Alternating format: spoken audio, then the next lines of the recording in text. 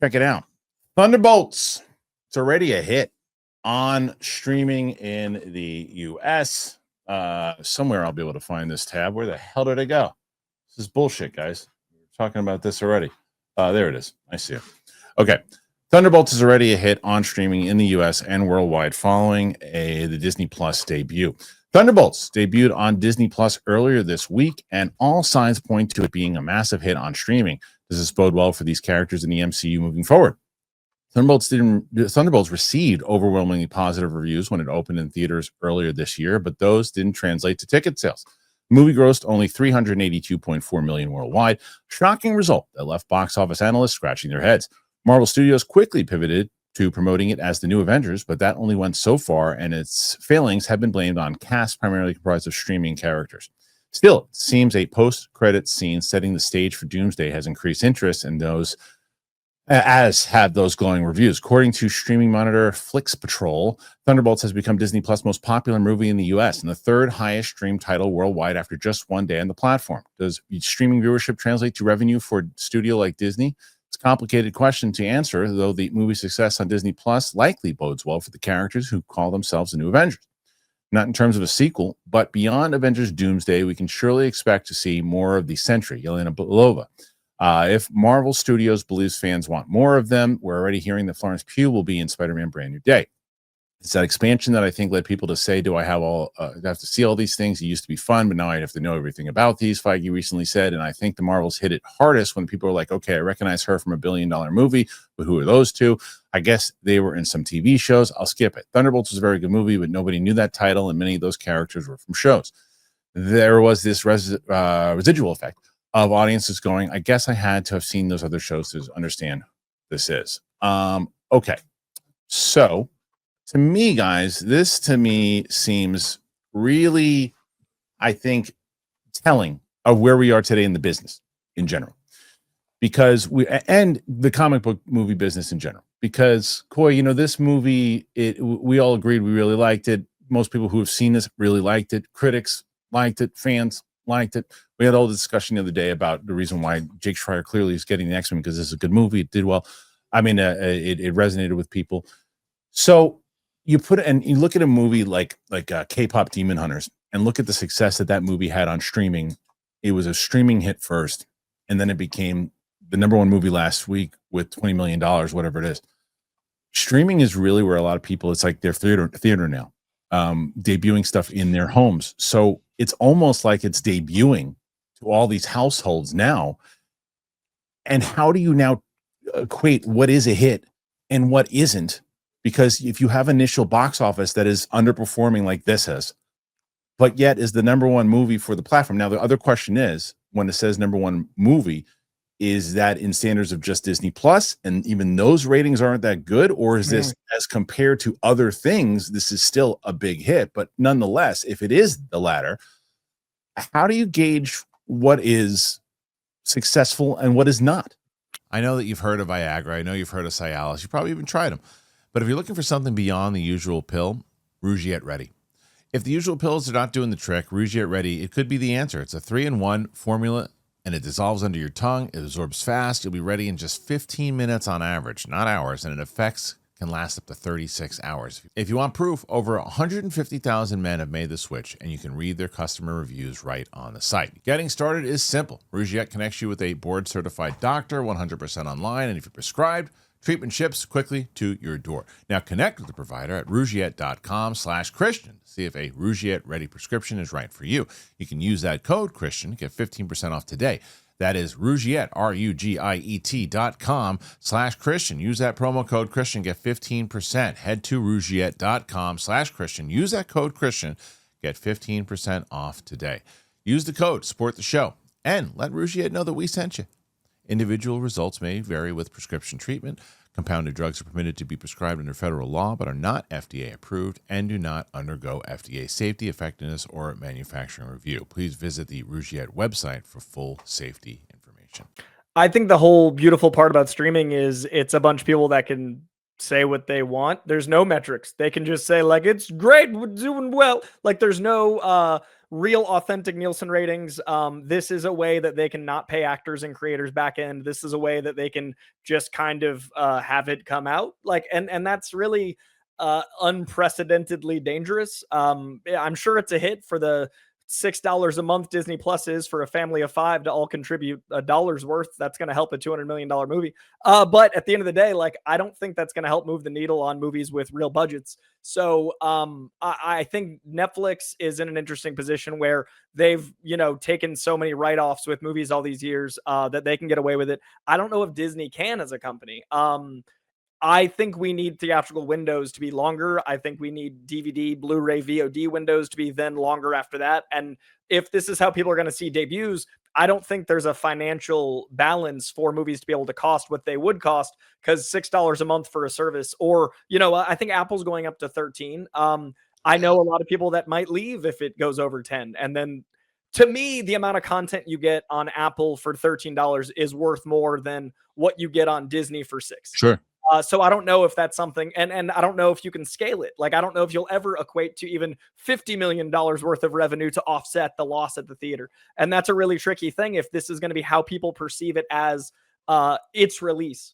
Yeah, it's tricky because there's a lot of it's not pushback, because I agree with you. It's just like, we all know, we've had the conversation about like Superman being, and how it went to digital like fast, right? And I think where your point you've made many times and valid is that it's the precedent that it sets, that you're going past that 45-day window and you're going to 30. But Winston, the thing is with that particular movie, it didn't hurt the box office. It actually, the box office actually stayed as it was, actually had less of a drop off, got it past 600 million. Now, that's not to say that that's going to happen for every movie, but it certainly shows the studio, hey, we can put that out, we can do that, and we're going to promote our other show in the meantime. We can gauge that Peacemaker was a hit because of it. Now, if they're gauging that Thunderbolts is a hit for them because of the streaming stuff, and maybe even if it's like Coy said, I think it's a little, when it initially came out, I think it was $6, but with bundles and everything too, it's more expensive now, but still not by a lot. But either way, you can gauge it by saying, okay, people are watching us now, we're getting the word out there, and because more people are seeing this movie now, then maybe that's going to get more asses in the seats for Doomsday. What do you think? I mean, it'll certainly help if that people are following up on it, if it's doing these kind of numbers. But I think the main issue is kind of what Coy was saying before. They have opened Pandora's box, and I don't know how you close it back. Even if you make the windows longer at this point, you got to understand there's certain things that you have almost kind of left like a scar on the social imprint of how we digest movies and media at this point. So the only thing you can really do to try and mitigate is you just have to peel back budgets. You have to save those 300 and 500 that you're doing for a Doomsday, for an Avatar, something that will absolutely be a gangbuster, and then everything else has to come down to 150 or less. And because you literally have told people don't go to the movie theaters anymore. That is the lesson that is learned from this. You will get exceptions to the rule. Of course, you're going to get people to go out to the K-pop Demon Hunter sing-along because it's a sing-along. It's a family movie. Like the family movies we've seen are kind of bulletproof if it's done well enough. But everything else is just not going to do that money. It really won't. Well, it's not, and I think that the other point to go along with that is that Demon Hunter is such a phenomenon because you're not, the difference is that and I guess you can use the Narnia example that we have been, but if you use Thunderbolts, it's not like if you would have put Thunderbolts, using the K-pop analogy, if you would put Thunderbolts on TV first, Coy, right? It's not like, and let's say it was as popular as it is right now. It's not like, okay, well, now we're going to put it in the theater and it's going to do that well. I think to Winston's point that the movie K-pop Demon Hunters became so popular that it also became a thing where you could sing along to it. It was an event, and the event was also the $20 million that came in. I don't know, you're ever going to be able to equate this or find out the real data on it, but I would guess that 75% of that, if not more, are people who already saw the movie. Right. So because it's a sing-along. Because it's Literally, and they wanted to experience that event in the theater, sing along with everybody else, and make it feel like a concert. Especially now that those particular songs and tracks were in the top 10, or 20 hits. So, yeah, Coy, those points as far as what Winston and I just said about yeah, I think it is a precedent issue. I think K-pop Demon Hunters is an interesting new variable of something be date and date that does do well. I think Five Nights at Freddy's is another great example. Yeah. I personally think there needs to be a balance of, if things are going to be streaming and at the movie theater, then it should go both ways. I think if a brand wants to be seen as synonymous to both the theatrical window and an at-home release, I personally think, Penguin is a really great example of something cinematic. I would love to see Penguin in theaters, and I think that it did really well at home, and I think The Batman did insanely well considering when it came out, and I would love to see things.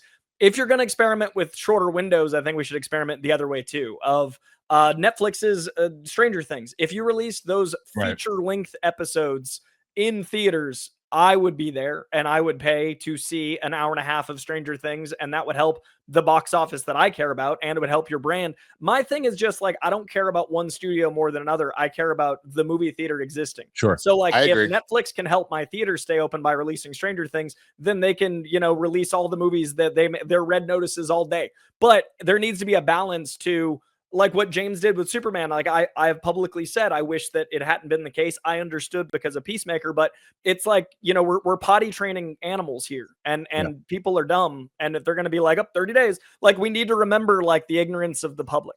I mean, I don't, yes and no. I think that the other thing is that there's no rule, even though precedent agreed, but there's no rule that says they have to adhere by doing No. Yeah. I'm saying to get people to think that a movie is a theatrical thing again. Sure.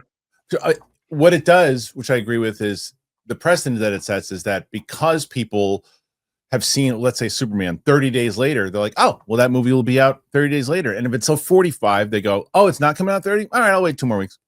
And yeah, so, I mean, like Winston said, it's hard to put it back in the bottle. And I am glad that Superman had legs to stay in the theater. To your point, I don't think we've ever had any sort of data to compare because this is so unprecedented. Like, we were all shocked when that happened, and I'm really happy that James got his win with both things, but Marvel clearly didn't, and I want Marvel to get their wins. I want Marvel to. I don't know though. But wait, you're saying that they didn't get the win because they took it out of theaters too early?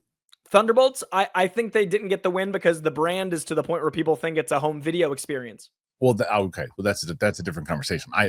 Which I don't disagree with. But I think that when it comes to whether or not, because that movie wasn't about to pick up steam. No, and that's what I mean. Like that, they didn't win by pulling it and dumping it. They just didn't win, and that sucks. They tried desperately by, even in that initial opening weekend, by revealing the new Avengers title so fast. No, there were a lot of mistakes as far as marketing. That's why I don't blame Jake Schreier at all for that. And I love Thunderbolts, and I love when Marvel takes risks like Thunderbolts. I'm advocating for Marvel's Thunderbolts attempt, and I'm saying that since that was not a success, I'm worried that I'm worried in 3 months we're gonna be talking about Fantastic Four's success on streaming and people discovering it.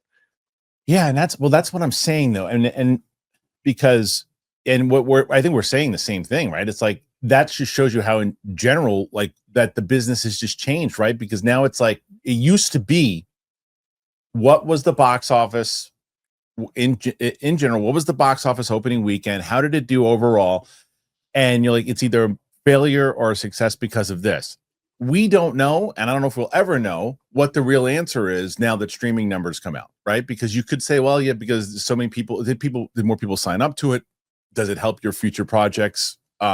In general, are you getting more money because of it? Are the advertising side of streaming now? Because there's so many different streaming platforms. I mean, I have Amazon Prime, and the other day I was watching a movie, and the commercial popped up on it in the middle of the movie. And I'm like, oh, I got to pay an extra $2 to get rid of that. Right. And it's like, so speaking to that scares me is you Yeah. will not have movie theaters have commercials in the middle of their movie. They might have far too much in the beginning. They might have commercials and then trailers, and we might be Right. losing our mind because it's been 30 minutes. But I think the scary thing about the precedent, and pardon my flippancy, the public, but when I say the public's ignorance, it's that I don't think the average consumer would ever need to understand movie math, because why would they? They're not in the industry. Right. If enough people start only showing up at home, it is unsustainable for movies to Right. exist. It is Right. just letting it die slowly. And I don't want to see the death rattle of my favorite industry. So when I say the public's ignorance, it's why would they know that this isn't enough? Why would they Sure. know that $10 a month isn't enough to keep movies going? But No, I agree with you, Coy. I'm just saying, like, the idea of the public ignorance, it reminds me of the whole No Child Left Behind thing. This ain't because the public did anything. This is because this is what, like you said, as far as like potty training, this is what they have been trained. right. And to I don't understand. blame them. Right. Go ahead, Coy. You can finish. So I think my biggest fear is that with this lack of friction, right? Like the human being's brain is trained to want the most efficient path. Like, why wouldn't we want something delivered via Postmates? And if you need it right now, you're hungry, you've got a headache, you want food brought to you. If we let the experience of movies be in your own house within a certain amount of time, why would you get in your car, drive to the theater, watch a movie? Why would you bring your family, buy popcorn? It's a lot more stressful. There's a lot more resistance. Yeah. My concern is if you get rid of all of that, then the movies themselves will inevitably die. And you have more commercials at home because that becomes the only way to pay for it. The only Sure. way you're going to subsidize $10 a month is throwing in more ads. We're seeing every year more Or streamers paying add more, ads. or paying more to not have commercials. And that's Right. what it's Right. it's going to become $40 at home. It's going to become worse Right. than cable again if there's no movie theater, or we I can know. just retrain people to go to the place the profit margins balance out the cost. So Thunderbolts did good on streaming. So what do you guys make of it? Do you think that this is a good thing, a bad thing? Will it help Marvel in general? Put your thoughts in there. Let us know.